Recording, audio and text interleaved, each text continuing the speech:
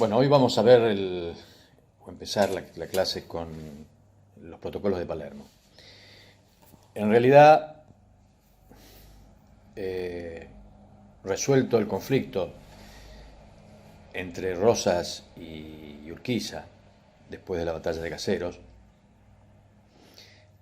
parecía que el país se encauzaba en una determinada dirección, donde hubo un ganador claro, eh, y que por lo tanto la idea de la organización nacional, que era una de las cosas que propugnaba Urquiza, era un camino sin dificultades. Rosas, una vez derrotado, había partido al exilio a Inglaterra, donde va a vivir hasta el final de sus días, de modo que Urquiza parecía como el ganador, el gran ganador de todo esto. Sin embargo, la alianza que de algún modo había permitido el triunfo de Urquiza no era homogénea. Allí convivían los intereses propios de Urquiza y el litoral, que tenían la idea clara de integrarse al mercado mundial, al funcionamiento del sistema global, por así decirlo, con obviamente la apertura de los ríos, la creación de aduanas que sean distintas o sumándola a la aduana de Buenos Aires.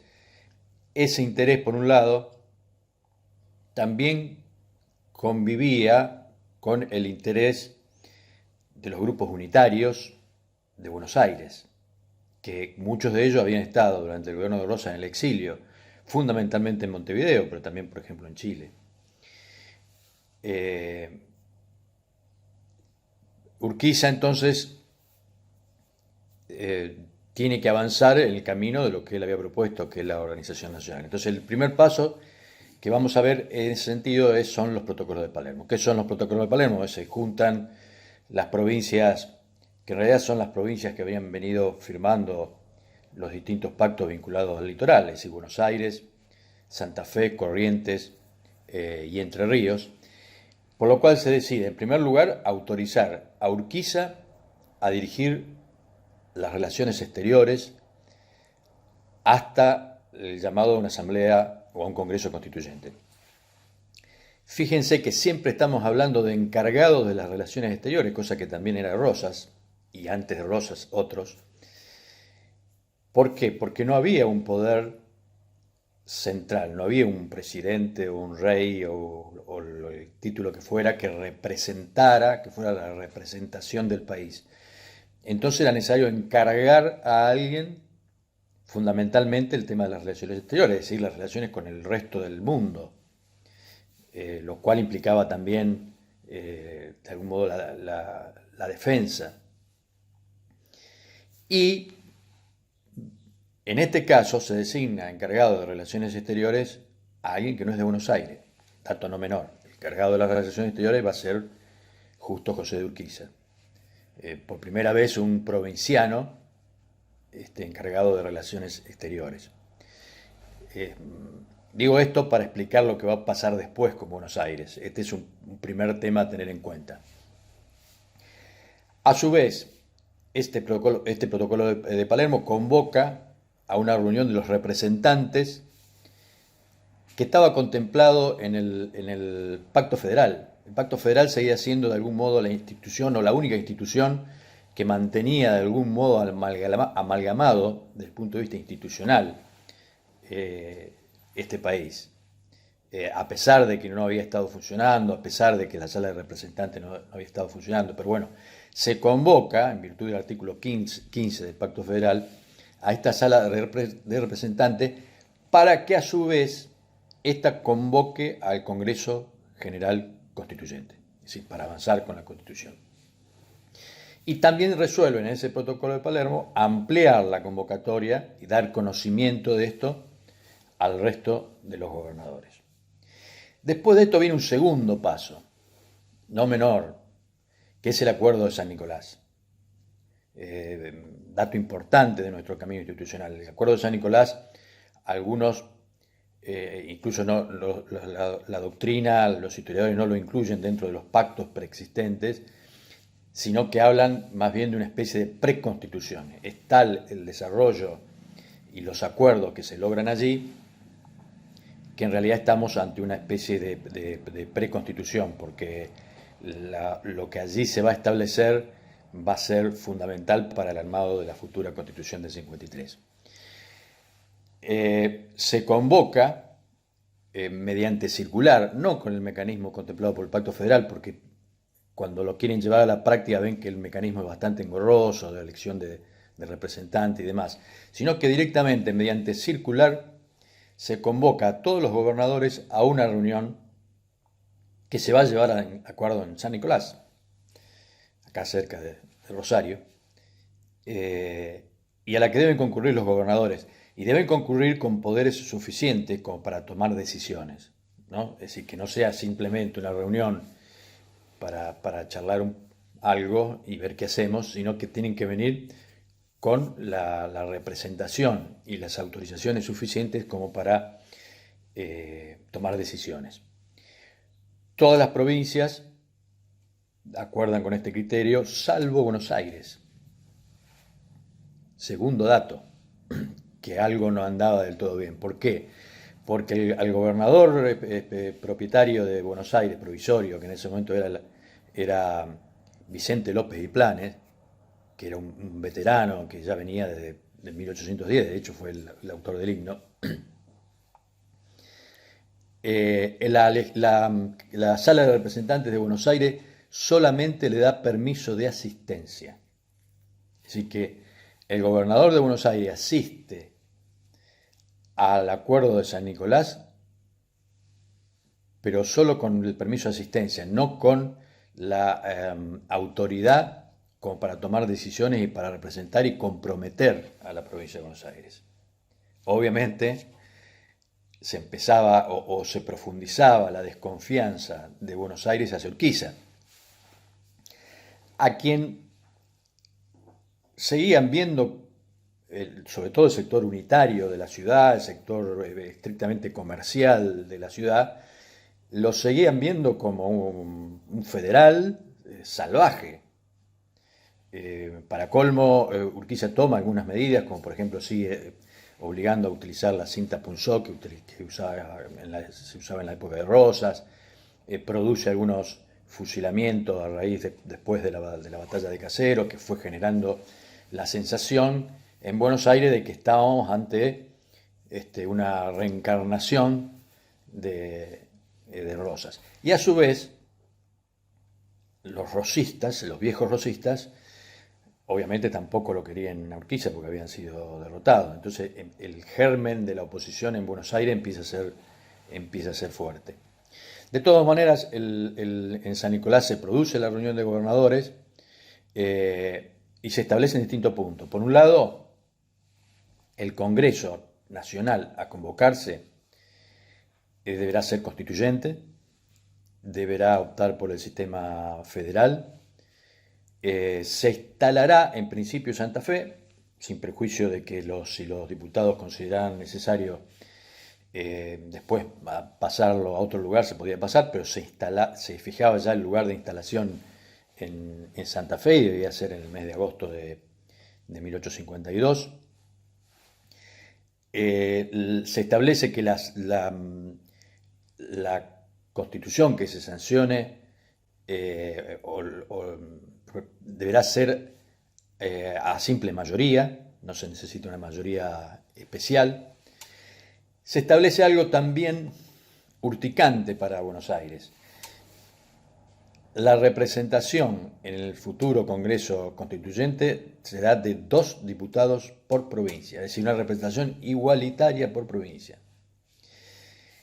¿Por qué esto complica a Buenos Aires? Porque Buenos Aires siempre había apostado a una representación proporcional en habitantes, porque obviamente la gran mayoría de los habitantes se agrupaba, al igual que hoy, en Buenos Aires, de manera que ellos salían si se establecía una representación proporcional por habitante, con una mayoría importante o un número muy importante de diputados que podían inclinar la balanza de cualquier decisión.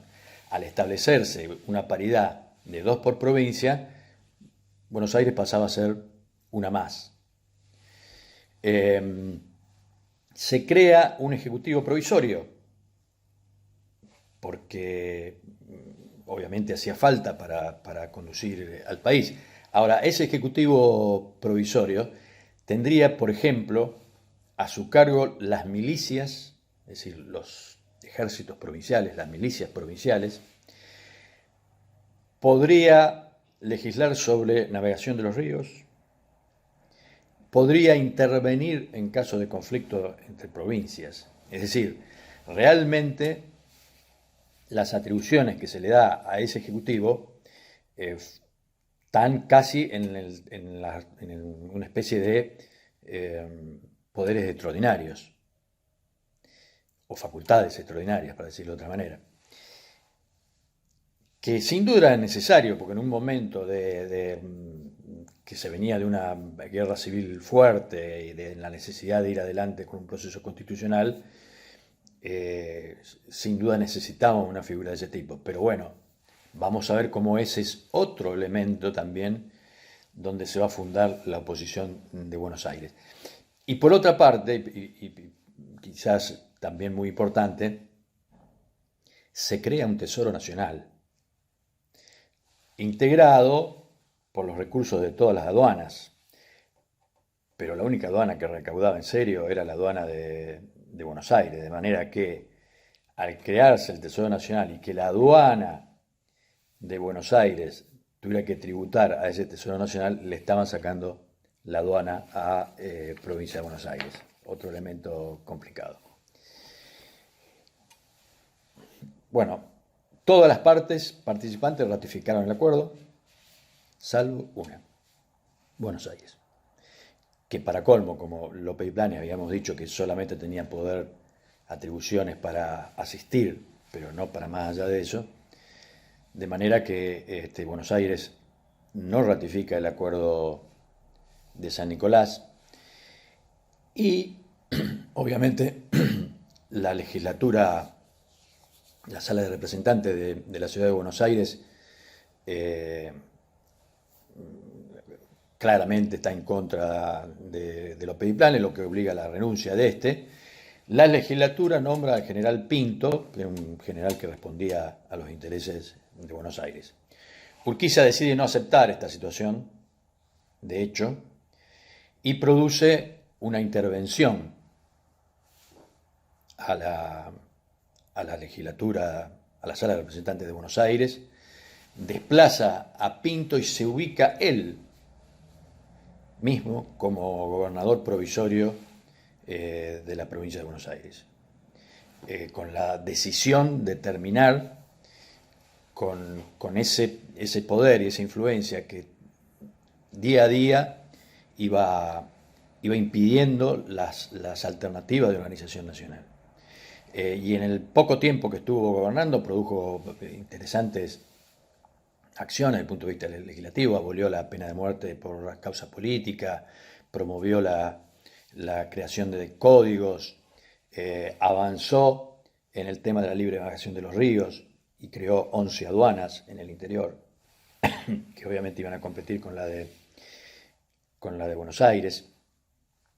Pero en un momento, al principio del mes de septiembre de 1852, Urquiza decide marchar a Santa Fe para instalar precisamente la Asamblea Constituyente. Esa ocasión es aprovechada por los porteños para dar un golpe y contra la sala de representantes que había puesto Urquiza, reponer la vieja sala de representantes que respondía a ello y reponer también al gobernador Pinto. Es decir, que nuevamente Buenos Aires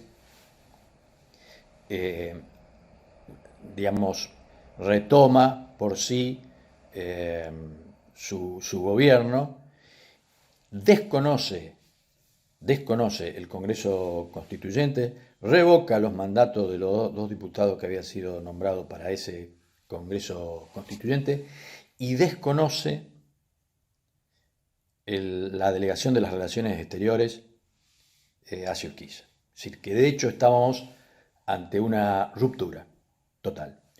Urquiza intenta reaccionar, se producen hechos bélicos, Urquiza bloquea con una escuadra a Buenos Aires por mar, pero fíjense acá el poder de Buenos Aires y del dinero. El almirante, que era un norteamericano, Coe, que comandaba la armada bloqueadora de Buenos Aires, es sobornado por Buenos Aires, con lo cual cae el bloqueo e incluso las naves, los barcos pasan a Buenos Aires. En este marco, aparte designan a Valentín Alsina, que era un porteño, un defensor ferviente de los porteños como gobernador. En este marco, sin embargo, en Santa Fe, paralelamente seguía avanzando el Congreso General Constituyente y el 1 de mayo de 1853 va a ser sancionada la Constitución, el 25 de mayo va a ser promulgada, de 53 también por Urquiza la Constitución, y va a ser jurada el 9 de julio de 1853. Por todos, menos por Buenos Aires. Es decir, el poder de Buenos Aires en este caso se había consolidado y se había producido una división de facto del país, ¿no? Con todas las provincias, por un lado, admitiendo la Constitución del 53 y con Buenos Aires, por otro, no admitiéndolo. La verdad que el Congreso Constituyente avanzó normalmente y en Buenos Aires empieza a aparecer una figura que hay que tener muy en cuenta, que es Bartolomé Mitre. Los intereses y la toma de posicionamiento en nuestro país, y quizás en todo el mundo, pero en nuestro país siempre se corporizan a través de personas, de nombres.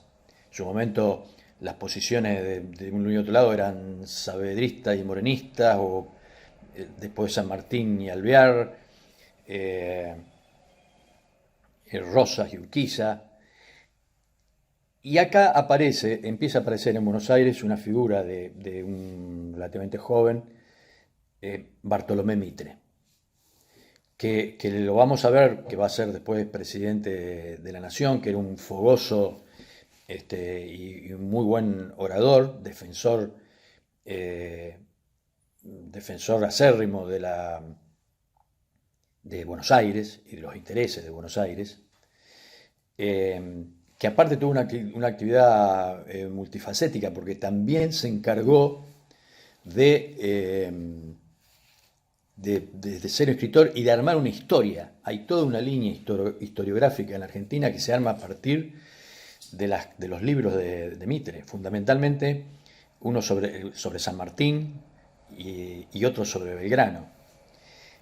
Es decir, Mitre parece haber comprendido esa frase que después George Orwell en la novela 1984 va a señalar, que quien controla el presente controla el pasado, y el que controla el pasado controlará el futuro.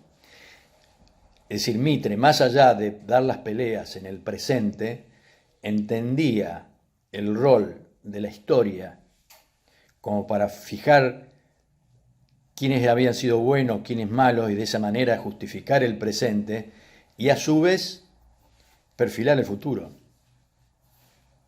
Hasta tal punto perfiló el futuro Mitre que creó un diario, el diario La Nación. Me estoy adelantando porque todo esto sucedió después, pero para que veamos ante quiénes estamos, va a crear el diario La Nación, que es el diario La Nación que hoy subsiste, y cuya línea editorial hoy sigue siendo parecida a la que le impuso Mitre en su momento, y los intereses que se defienden son parecidos a los que defendió Mitre en su momento. Lo que llevó a decir a un autor político y pensador argentino del siglo XX, Arturo Jaureche, que Mitre había sido el único presidente que había dejado guardaespaldas aún después de muertos. ¿Por qué? Porque el diario Nación, aún después de muerto Bartolomé Mitre, siguió defendiendo las posturas y las posiciones de Mitre. Pero quería señalar que empiezan a corporizarse entonces esas dos posiciones en esas dos personas que representaban intereses distintos. Por un lado, el país federal, apoyado por los gobernadores, y que representaba Justo José Urquiza. Y por otro lado, Buenos Aires, donde emergen, más allá de otros representantes, emerge claramente la figura de Mitre, si bien también está Valentín Alsina, Vélez Arfiel y demás dando vueltas, pero ejerce claramente la figura de Mitre como representante de los intereses del puerto.